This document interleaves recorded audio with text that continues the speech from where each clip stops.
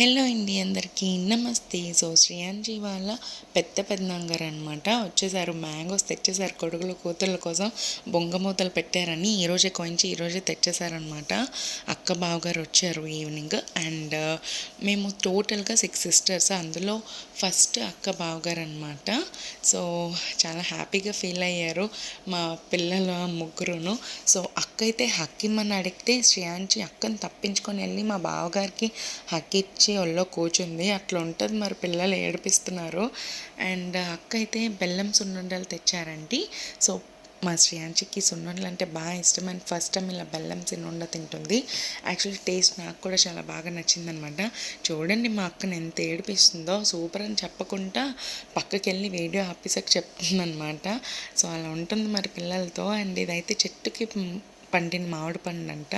And ఏ మామిడి పండ్లు తెచ్చారు అనేది నెక్స్ట్ వ్లాగ్లో చూపిస్తాను.